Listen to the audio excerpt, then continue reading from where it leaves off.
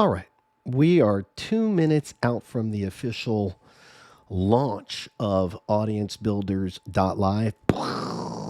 And that is not the sound of the launch, that is the sound of the collapse, the explosion, that is the destruction, that is nobody being here. That's all right. I didn't actually expect there to be a big group of people, and I will get into that because I am going to turn this empty Zoom, what was going to be or is supposed to be, not was going to be because here we are, but is supposed to be live group coaching, really kind of like office hours. Just drop in. Anybody that's out there that wants to drop in and ask questions about audience building. What does that even mean? About content creation for business growth. Not content creators, not TikTokers or YouTubers or anything like that, but clients like mine, right? Founders of SaaS companies, startups, entrepreneurs, solopreneurs, have a divorce mediation company that's a client, worked with lawyers, startups. So really professionals that know that content can serve a lot of different useful purposes in their business growth, right? So I'm going to be here for an hour, and it will be cool if people show up. But instead of just staring at the wall or scrolling on my phone, which, by the way, I almost have that completely beat. I'm super stoked about that in 2025. Actually, it's been since November. So yeah, I am, I guess, going to end up creating some long form content here. If somebody pops in, that'll be super exciting. Out of this ramble on, I will be able to cut hopefully some useful clips, which will just be part of, that never ending need to feed the content monster. And while you might be thinking that I just said out loud one of the reasons that people don't move forward with being consistent in creating content, which I did, and it's true. I think that is the raison d'etre for what I do for my clients. That is to say that we shoot once a month and create enough content for the month because these aren't content creators. These are founders of businesses. These are CEOs. These are people that are delivering on the work for their clients, and they're full-time busy. So they certainly don't have time to become quasi full-time or part-time content creators. However, they can stand to benefit from not just the creation of content, but more importantly, the relationships and the visibility. The relationships are key, and then visibility and credibility to continue to drive growth for their business.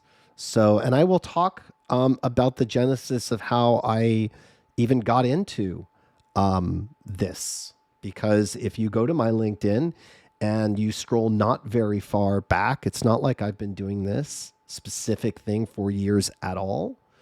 But about 3 years ago, I came up with a strategy for a client. I have been consulting for many years. And that strategy became more successful than we anticipated. And it grew in ways that we did not know would happen. So that led to growth. And that growth led to turning this into a business, and really kind of just leaning into this whole space of helping people. I think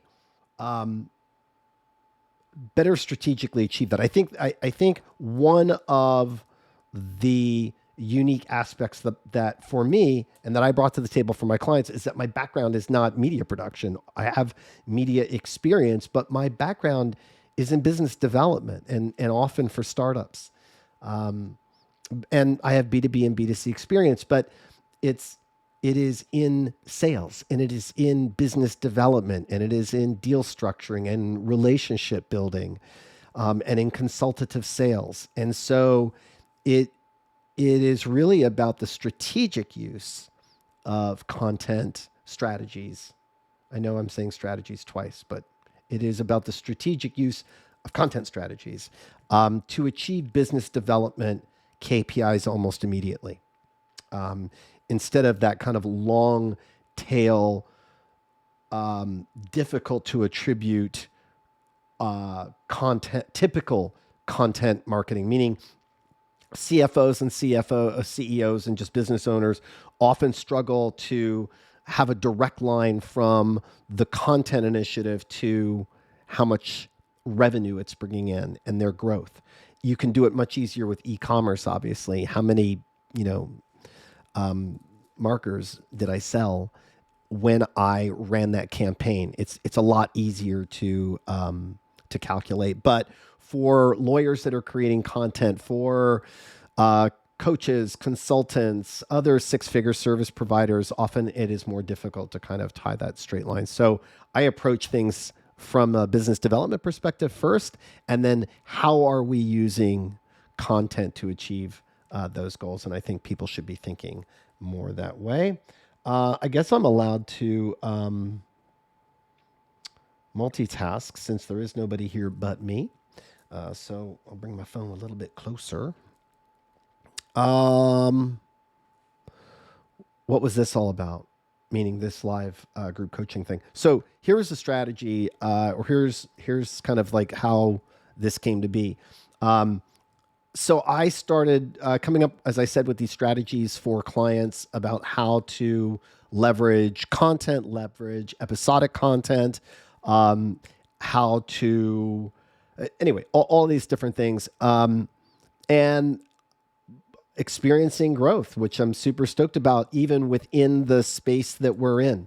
In that niche, we now produce 2 shows, a third coming, so that's really exciting.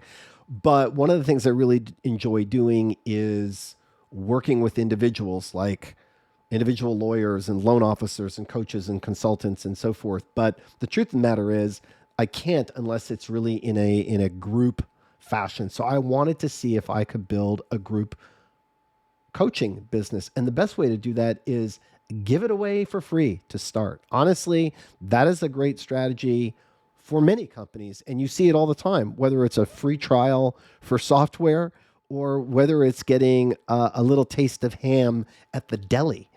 The idea of the trial before you buy is almost as old as marketing and products is. And why not give away every week some of what I love to do, which is coaching, which is answering questions that I don't even know what they are when they come to me, and that are about business growth and the marriage of business growth and creativity, right? Content, whether that's written content, whether there's a cascading kind of repurposing strategy that starts at video and ends at infographics, like all of that, I love talking about. I especially love it when it is something new and different. That's part of my ADHD. And so having a group coaching business is not only something that offers scale, but I really love the work. So what better way to do that than just offer it for free, promote it, let people come in, ask their questions, record it, obviously, because that's more content that is going to drive more people to the live coaching. And then obviously, or maybe not obviously, so I'll say it transparently. The business case or the business goal, the strategy is the larger audience of people that get to experience what I do and do well, when they get a taste of that, to go back to that earlier metaphor, then some of them are going to want to buy. Some of them are going to want a show produced. Some of them are going to want one-on-one coaching. Some of them are going to want consulting. So it is, and I wanted to then be able to see if I could create a paid group coaching group, right? So where you have a mastermind, whether it's 12 people or 25 people, or maybe you put together a live course with coaching and it's as many as hundreds of people. This is what I want to explore. And again, not because that is the way to get rich, I'm not in the business of getting rich personally, and I'm not in the business necessarily of helping people get rich. I do work with some people that were already wealthy, and I think I help them do even better. But that's not my goal with working with my clients, and it's not my goal for myself. Working with more people doing what I love, that is the goal, and that requires scale. So here we are. And I will be here. Gosh, how much time did I buy? 8 minutes. Okay. Well, luckily, this is my this is my one superpower. Yep, I can talk extemporaneously for an hour straight. So I think I don't want to call it a regret, but maybe if I'd known what I was really good at earlier in life, I would have pursued a radio career. So, and not the more like the path I think Howard took, maybe a little less outrageous, but anywho. Um, so yeah, audience building. So what's the genesis of audience building? What's that about?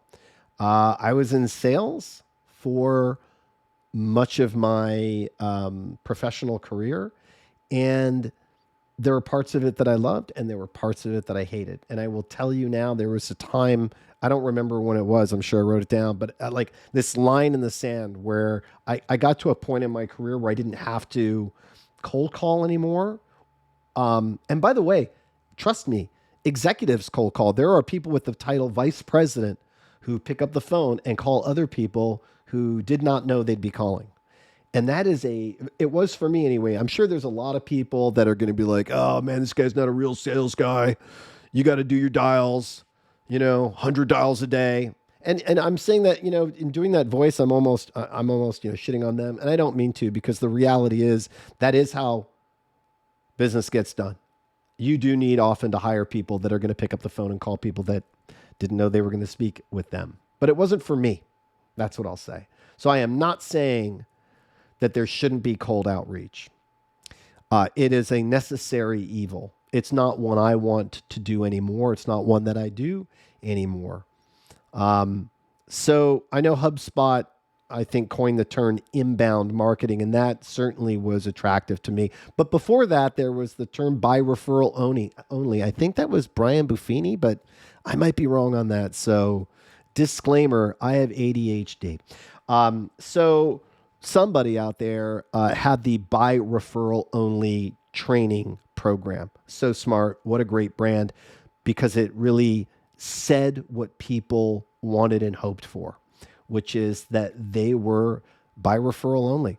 Now, my mother is a very successful realtor in Toronto. She is in the twilight of her career, but her business is entirely referral based. She does not need to chase prospects. She doesn't need to do cold outreach. She doesn't need to go to networking events. The phone rings or an email comes in and somebody says, so-and-so said, I must work with you. And that is the gold standard. So how do we get there? And there is a way to compress time.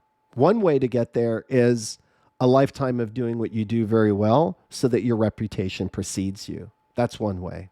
But there is a way to compress that and to do it in less than an entire career, meaning you do not need to wait 20 years to be a by referral only player in your business. You just need to be highly visible and highly credible. So let me say that again, because that really is the crux of everything that I teach, consult, coach, produce, is to raise the credibility and visibility of the people that I work with, or at least to help them do it for themselves. And the reason is, if you are highly visible and highly credible, you are an inbound target. You are getting the phone calls, you are getting the introductions, and you are getting the referrals that grows your business. So how do we do that? One of the ways, well, again, you could do that through a career of networking and a career of great work. And you're the recipient of all of the accolades that follow.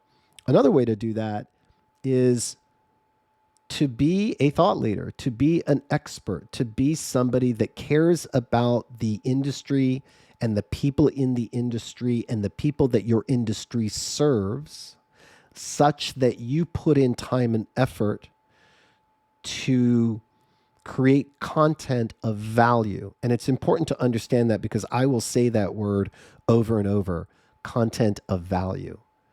Content of value means that not you, but that your audience considers it valuable, or that you know that it's valuable based on your past experience and they don't have that experience yet.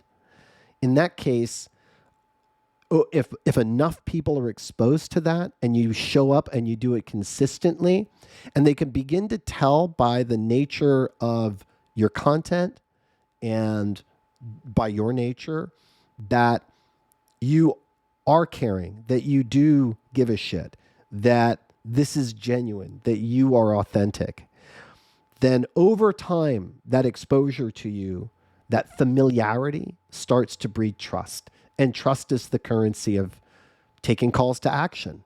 It's the currency of conversion. And that conversion starts with maybe a booking on your calendar. Maybe it's a phone call. Maybe it's a Zoom meeting. Maybe it's just to download a case study or to download an infographic. Again, HubSpot was really, I think, responsible for training a lot of people the idea of using something called a lead magnet. And what's a lead magnet? Well, it's what it sounds like. It is meant to attract leads. The idea being that I've created something of value, intellectual property value. Typically, it's not a thing most of the time. It is a PDF. It's a research study. It's a case study. It's a video. But it's something that is going to educate or motivate. It's typically not something that's funny, but it could be. And you get in front of your audience however you do that on all channels, your emails and your newsletters and the content that you put out there. And you drive people to that thing that you've created that's highly valuable to them. And that's a lead magnet. And the exchange is that they are going to download that thing and they're going to give you their contact information. And now you have a different channel, an additional channel to communicate with them. So again, you were communicating with them some way. Maybe it was a video like this. And then maybe you took a call to action because you've seen my videos a number of times. And maybe my call to action was to join me on something like this, the weekly live coaching, ask me anything style, where you can come with any question that has to do with business growth through audience growth. Or maybe it's joining, I'm going to create a Facebook group. I'm going to try different calls to action to see which one the market resonates with. And you should do the same. There is no right answer until the market has responded. Marketing is really a conversation between you and your audience, between you and your market. And I use those terms interchangeably because, again, I'm not talking to content creators. I'm talking to you, the professional that's looking to grow your business by growing the number of eyeballs and people who consider you to be an expert and trustworthy. That is what the goal is to make you as well known as possible as somebody who is an expert, a trusted authority, to use some other author's well-coined term, to make you a trusted authority in your industry, in your market, in your niche, in your area, for whatever it is that you do. Now, part of that is not just creating valuable content, which, again, I think you understand what that means. Not valuable to you, but valuable to them. It's not just that. And it's not just consistency. There's a lot of things. But that consistency is important, not because they care that you continue to show up and they're just testing you, because that familiarity is so critical to that sense of trust. So it's not about hearing your message one time. For any of you that ultimately take any call to action that I put out there, for the most part, I think you will have seen my content multiple times. And if that call to action is more intimate, like you booked a meeting with me and we were on a private Zoom together, You've probably seen my content quite a few times, and you've gotten a sense that you like the things I have to say and that I seem to be a pretty authentic and trustworthy person. So that is the formula to not be chasing prospects and making cold calls. That's how I tied that whole thing together. So we're at now minute 20, only 40 more minutes of me talking to you. So I'm going to recap really quickly. I didn't love cold calling. I did love helping people. I'll tell you something else I didn't love that I had to do for organizations or for sales, and it's still weird to me. They wanted me to sell to a company or a person or whoever the buyer was, even if I'd already established that we weren't a great fit. Isn't that weird? I think that's why I had to get out of sales in many cases. And this happens in all sorts of price points and across B2B and B2C, that the desire for revenue and sales is almost at all costs. Not to say that there aren't salespeople that need to be pushed and can do better, but if you are good at what you do and you and the client did a good, thorough job of exploring the ROI or the fit, and you've established they're just not a great fit, I have met more than my share of organizations and people that seem to think that that is not a good enough reason not to sell it to them. So again, if you would like to be in a position where the right fit, the right people are contacting you instead of you having to chase them so that you can be on budget, then I think you would like to be an audience builder. I think you would like to be somebody who is as visible, as credible, and as trusted in your industry, market, or niche as possible. And that is what this is all about. I just keep checking that there's not, people trying to get in here.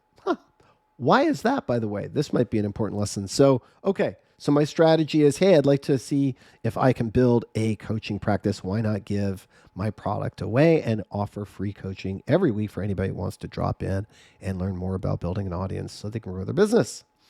All of that, I think, is smart. Here is the strategy that we are using. My sponsor, Riff Social,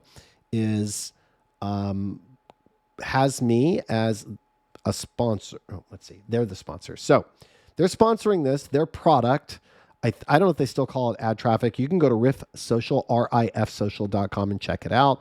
But their enterprise plan is designed to promote your content on Facebook to a very wide audience at first.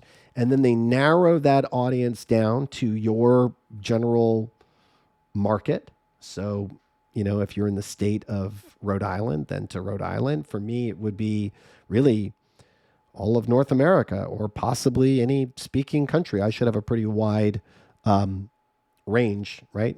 But let's just stay focused on North America. Then it narrows it down to North America. And then the strategy is very simple, elegant, and why we're doing this together. And we will find out in real time how this works out transparently as a strategy.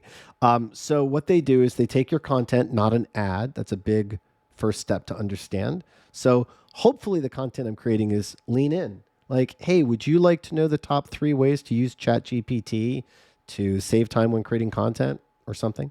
So lean in. That's not an ad. Please buy my product, or I'm going to announce to you my paid course or something like that you would lean away from, lean out. So lean in content.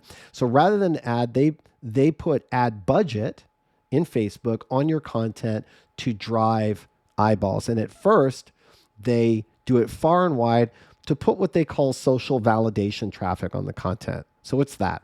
That's when you see a new piece of content new to you and you see that the view count on that is only 3 people. That might disincentivize you to watch that video. You might think nobody else really wanted to watch it. Why should I? And the flip side of that coin is that when you see that the video has 3,000 views, wow, that's something that people seem to be interested in, especially since it only launched today. So let me take a look at it, right? So that's the idea of social validation views.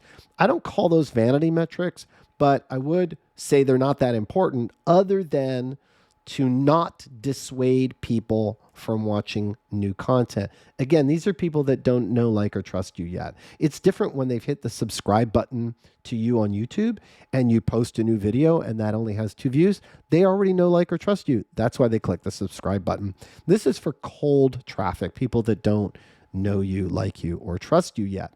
And so you put this content out, again, content of value for your audience. And if people watch it for 5 seconds, whatever the threshold is, they put them in something called a custom audience. This is a really, really, really, really, really, really, really, really, really, really, really important part to understand. This is a really, really, really, really, really, really, really important part to understand. Once somebody has watched your content, and hopefully because you titled it appropriately, hopefully you not self-titled, what do I mean by this? That you titled it such that your audience or your market is opting in because they self-identify. What do I mean by that?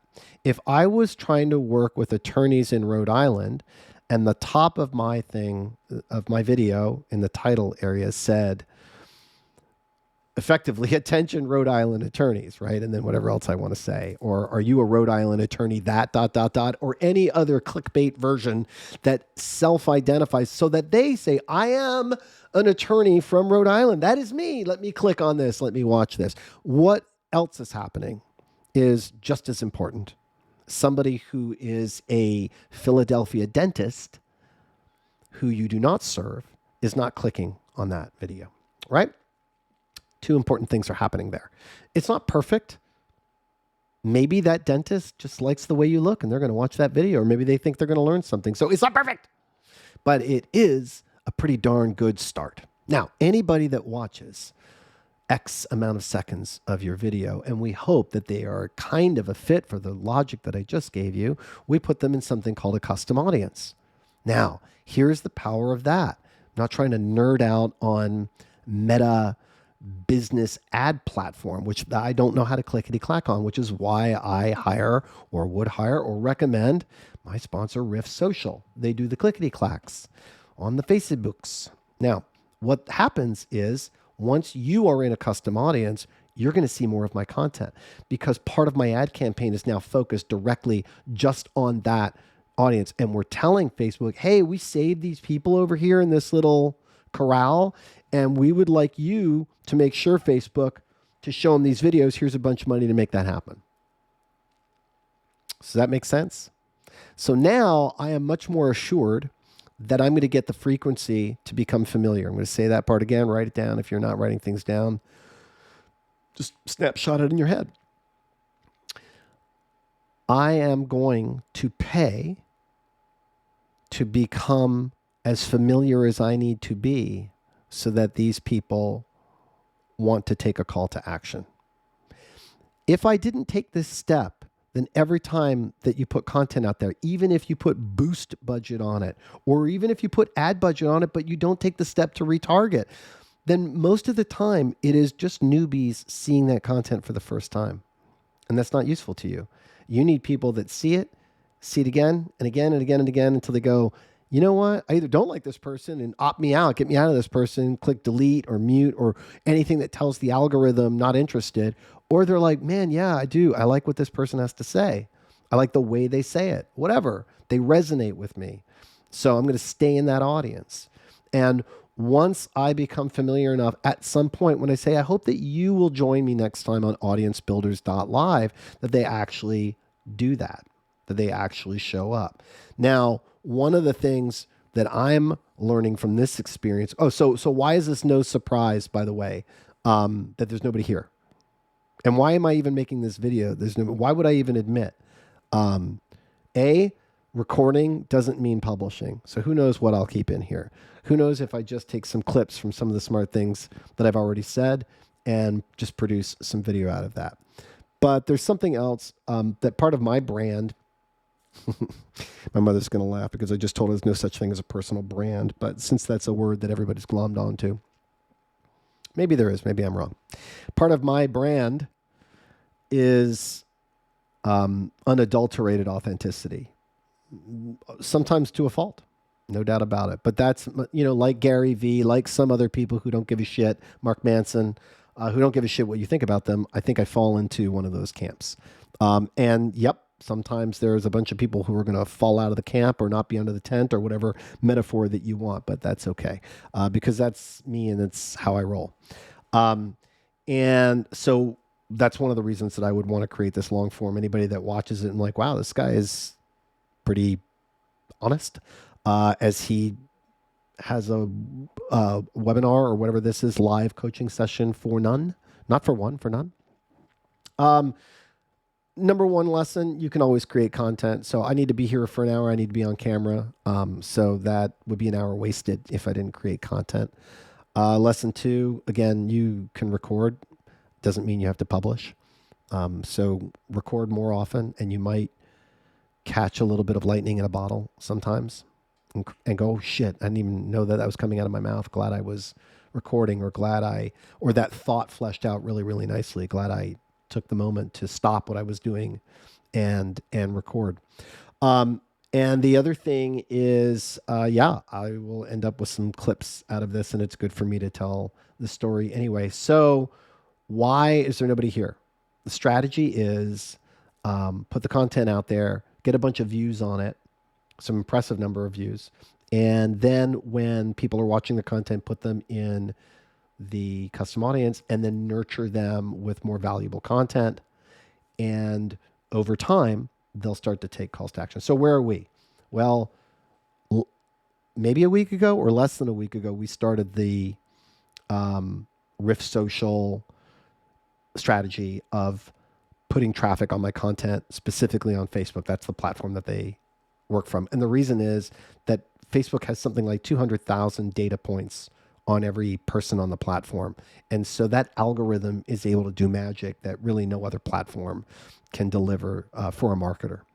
And so that's the hypothesis.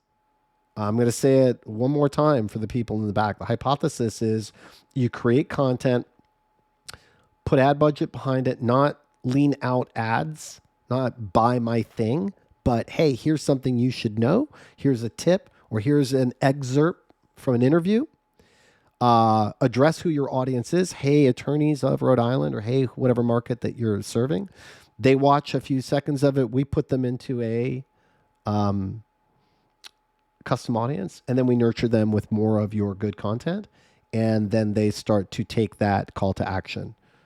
Signed up for your newsletter, booked an appointment on your calendar, downloaded the thing, whatever that call to action is. And you probably want to start with not a book a meeting. Probably the first thing you want somebody to do is not be one-to-one with you. It's too intimate. It's too fast, right? So maybe it's just join my group where there's exclusive content and more access to X, Y, or Z.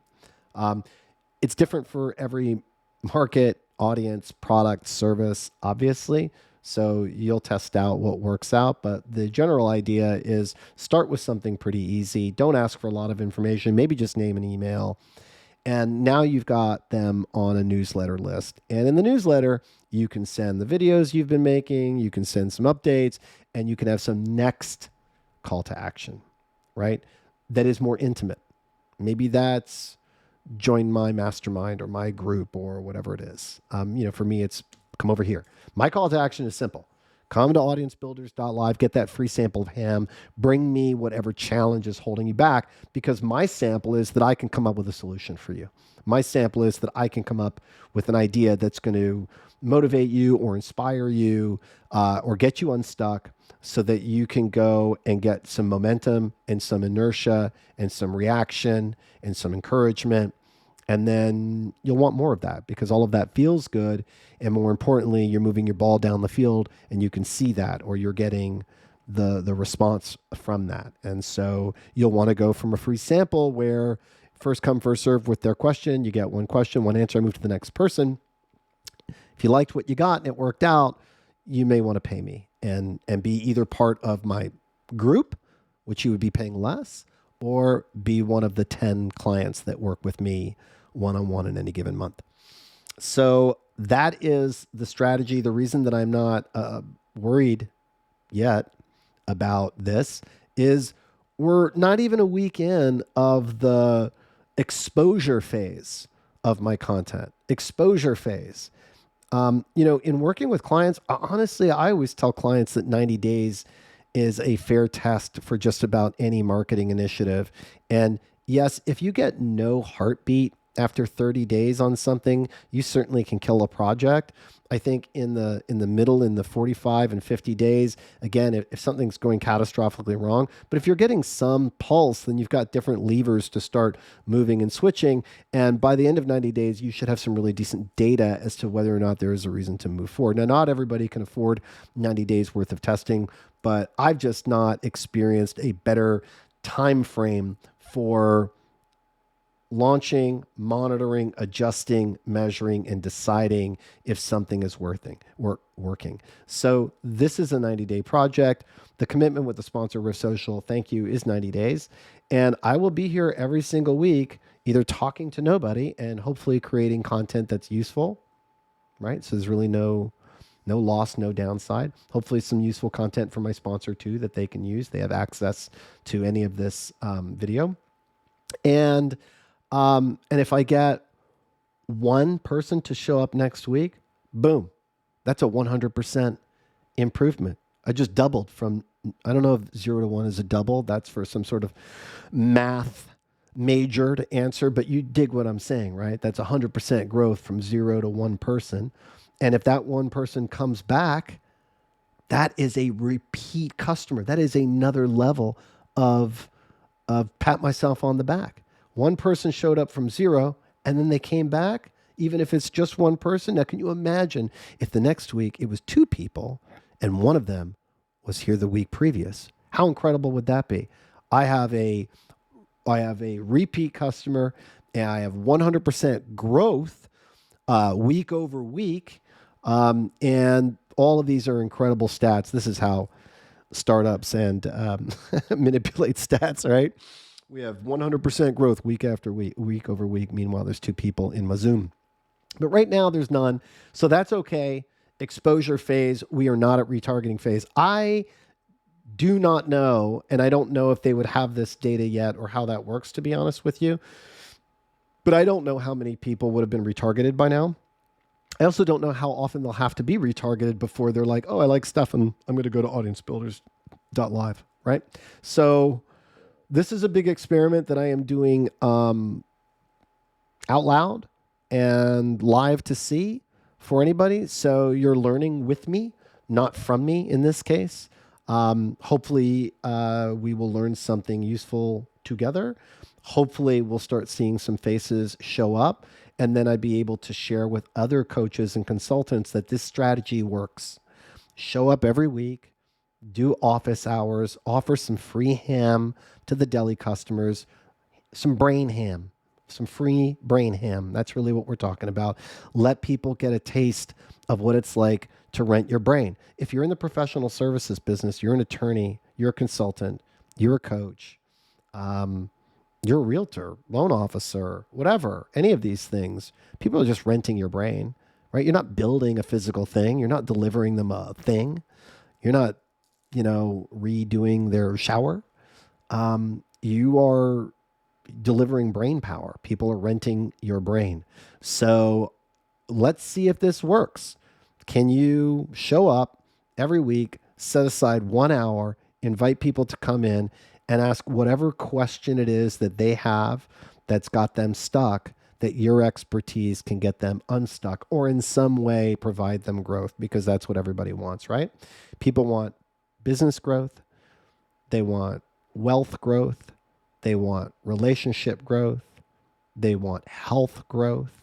Everybody wants growth. Nobody is looking for, the opposite. So what is it what problem is it that you solve for them? Which, by the way, another quick nugget of advice. If you can't really quickly, in like a sentence, explain the problem you solve, then you need to go to the drawing board immediately. And you can do that with some tools now, right? You don't have anybody help you? You sure do. Go to ChatGPT, go to Claude, go to Perplexity, go to Gemini. And start tooling the right words for what problem you solve, because that's it. Again, if you are a service professional, consultant, coach, list goes on, what problem do you solve? I solve the problem of visibility and credibility for my clients. If my clients are entering a new market, a new product, a new niche, and they are not as visible and credible as they need to be to move the ball as far and as fast as they want to, that's what I help them do.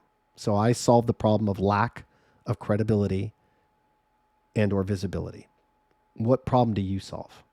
That's what you need to be able to articulate quickly. Here's a quick little tip. I'm going to show you something cool if I can. Let's see if I can pull this off. 1 second.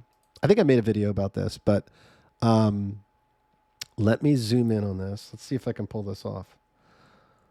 I'm literally talking to nobody. It's awesome. So I'm going to do this. All right. I want to show you, let's see if this works. Ecamm, I want to go to my screen share. Look at that. I'll just make this bigger so it's covering my little screen. Okay. So here, hopefully this is big enough and we'll see how this plays out in the video. But here's what I want to show you. See, here's Carrie Sullivan. Right here, she's put AI adoption whisper, perfect pilot, Gen AI ROI in 8 weeks. That's probably the most important part right there, right? ROI in 8 weeks. Here's what I'm getting at. A lot of people, when they're making a comment, for example, he's made a comment here. I've helped 3x billion-dollar companies get their best, whatever. Okay, useful, talking about their impact. Here's one, CMO, board advisor. Okay, transforming commercial, getting better. What I want you to avoid is putting your title here. Lots of people are putting their title, investor and founder at Help Bank. It's not really that useful. So your impact to those you work with is what you want to put in your headline. What do I mean by headline? Let's look at a profile really quickly. We're going to go look at my profile. Okay, so this is called your headline right here under your name. Okay. Now, did you also know you can make a little audio thing? Watch this. Oh, that's not what I wanted to do. Maybe I can't. Maybe you'll have to just do it for yourself. But there's a little audio thing that you can make happen, and I have done that. What do I want to show you? Oh, the headline. Don't put your title here. Put what your impact is or why to follow you. So I put follow me to grow your audience and business. That's the only part that will show when you're making a comment. So again, let me go back to the feed really quickly so you understand what I'm talking about. I don't know Lindsay Rosenthal, but right underneath, I want to get an idea of what she does. 1 call to get 1 month of video. Okay, sounds good. Jim Knapp, insights and opinions from a 40-year career in media. All right, good. So glad to see that people in my network are figuring out this use of headline. I have seen a lot of people that just putting their title, and that is what I want to have you fix, is rather than putting your title in your headline, which is already, your title just goes under experience, so it's already there. So now putting your impact. How do you impact your clients? What is the impact that you have? And if you need help, again, with getting the right words, go to ChatGPT if that's the one you're used to. But I recommend Claude.ai for words. So for blog posts, for upscaling your email, for upscaling your about me, etc. Then I highly recommend you check out Claude.ai. That's another point that I'll make right now about the use of AI. I know that there's a lot of AI curious. You're seeing it in your feed. You're seeing colleagues talk about it, etc. And you haven't yet jumped in. You're behind the ball. I am not yet caught up, and I'm taking a course, and I can list 4 tools that I use, some of which daily in AI. I'm not caught up, so I'm not humble bragging. I'm ahead of you, very possibly. That's not a good thing. So you need to get caught up. And one of the things that I want to share with you is that the right AI tool for the right task. We're already at that point that it's not a matter of like, it doesn't matter, just use any of them. That's not how it works. You don't just use whatever for search. You go to Google, very likely, right? Like, who's going to Yahoo for search? In fact, I think it is powered by Google. I don't remember anymore at this point, but like, you're not going to any other search platform. But you're not using Google to design a logo. You're using Canva. In the world of AI, these tools, while they may not appear to be drastically different because they are all LLM or large language model chatbots, and they all are using the same UI or user interface.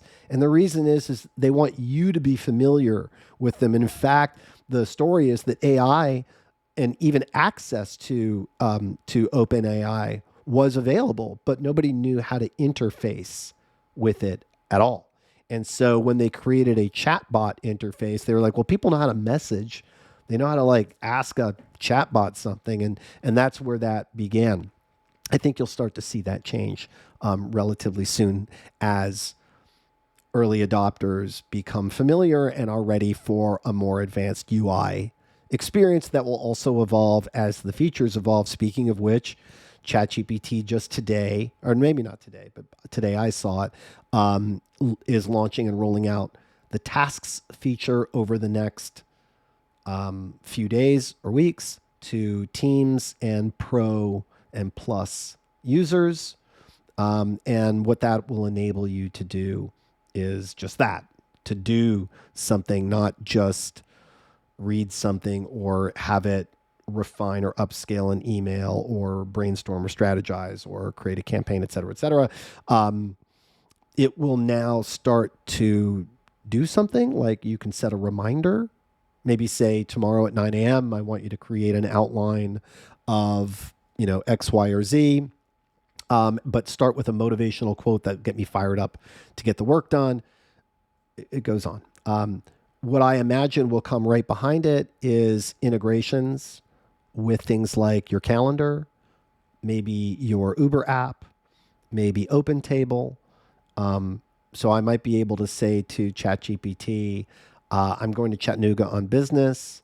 I'd like you to find a hotel that is this distance from the conference center between this price point, and book me a room, book me a car, and book me dinner reservations. Now, what I've outlined is relatively complex, so I am not suggesting that ChatGPT tasks that is being rolled out will do any of that. I'm saying that is the next stage.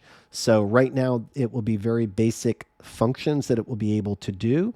But the fact that it is actually doing something, not just giving you a bunch of words back, again, formatted or researched or whatever, which again, still impressive and still very, very useful.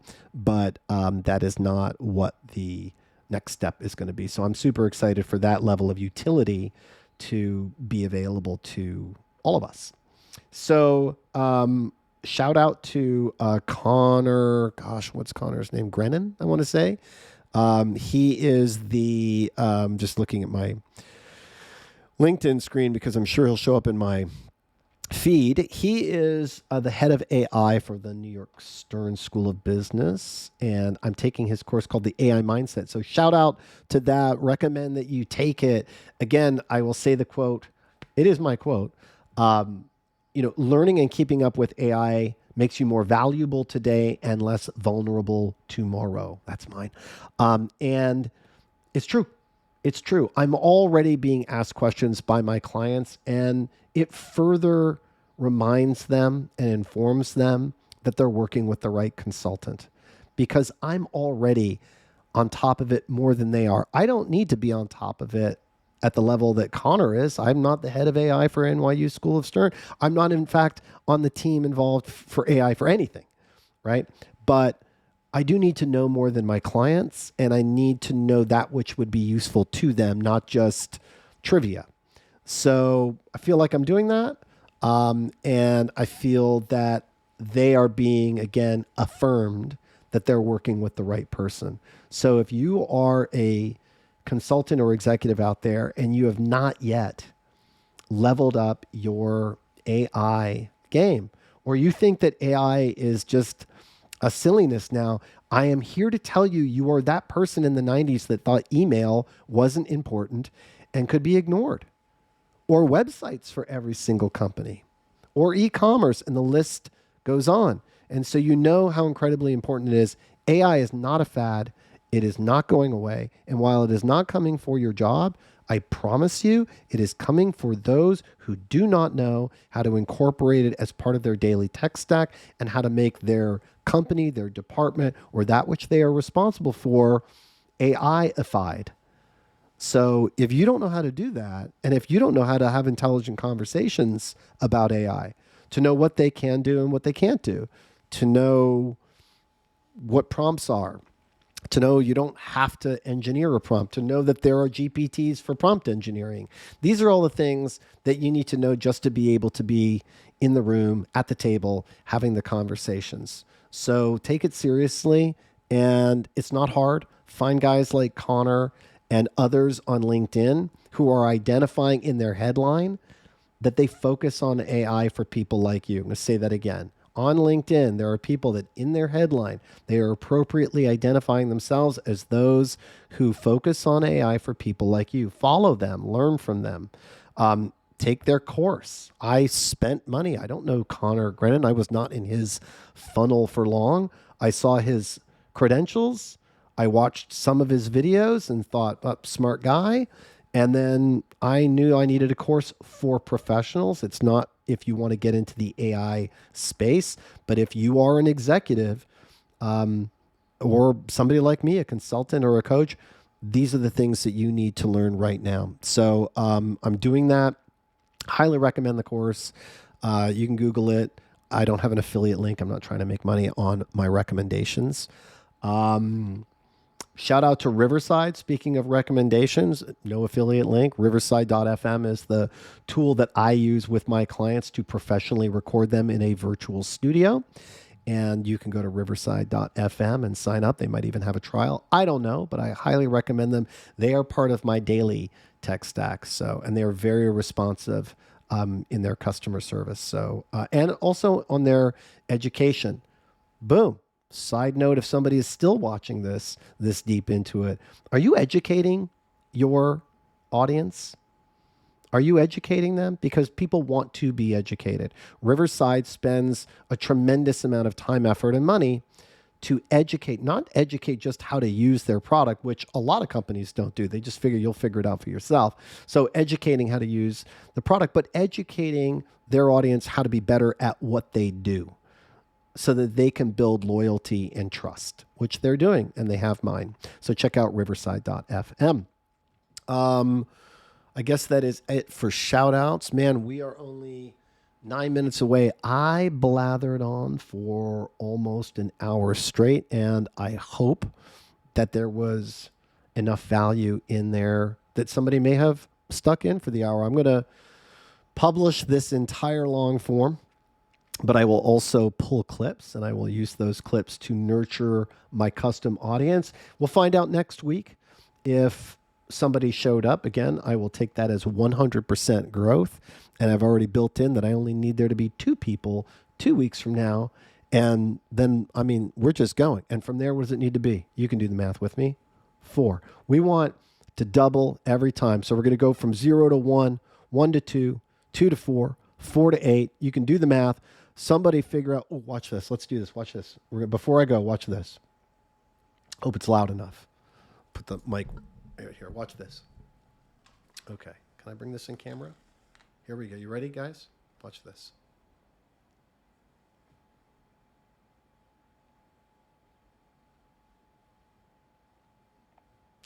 Hey there, I want you to do some math for me. I am going to do a live coaching session on Zoom every week for 3 months. Today is the first one, and I had nobody come. So next week, my goal is to have 1 person, and the following week, the goal is to double that to 2 people, and the following week, the goal would be to double it to 4, and the following week, the goal to double till 8. How many people would I have if I doubled week after week all the way to the end of 3 months?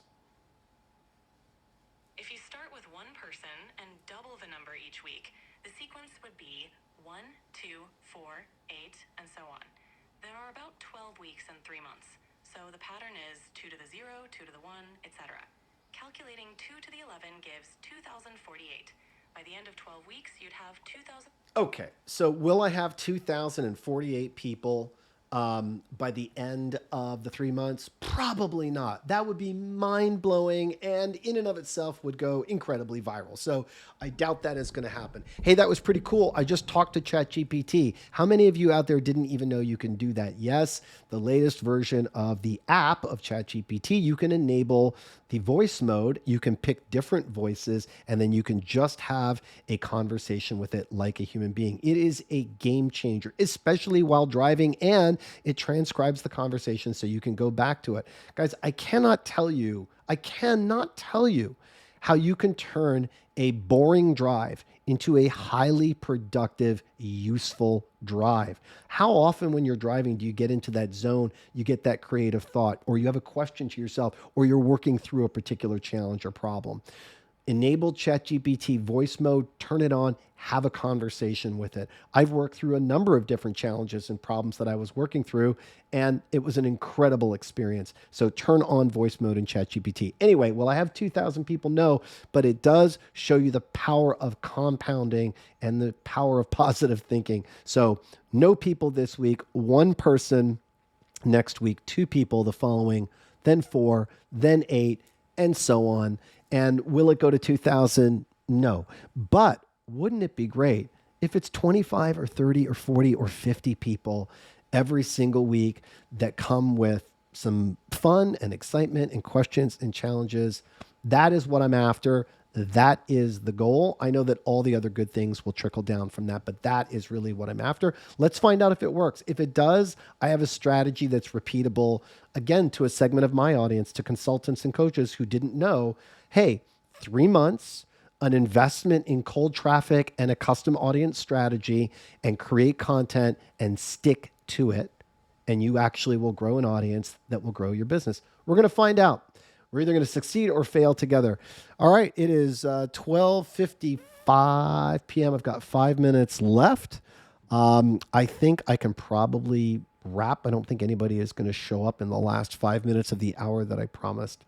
So I think I will do that. Did you know I also licensed a song for Audience Builders Live? I did.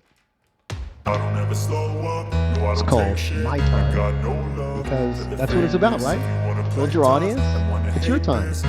Be the expert. Be the I don't ever slow up, no I don't take shit. I got no love for the fakeness. If you wanna play tough and wanna hate this, I'll always show up and make a statement. I don't ever slow up, no I don't take shit. I got no love for the fakeness. If you wanna play tough and wanna hate this, I'll always show up and make a statement. Everything I do so instinctive and so passionate. Every word I move so descriptive like an adjective. I got a vendetta against people who patented being negative when you should be getting after it. 0 to 1. I got facts over tracks, this and that, spitting slow, spitting fast. I could roast, I could gas, think I'm okay at last, but I don't know if that can erase all the past and the pettiness. A reflection of the emptiness, hilarious. You think you're worth my time, you're delirious, mysterious, because you hide behind a fake exterior, inferior. You know I'll always be a bit superior. Get off of me, this ain't no humble brag. I want you to hear words, you can say them back. I want you to feel free from the chains at last, and to believe in what you got, you was built to last. Yeah. So thank you for not showing up, because I think I've got some great stuff.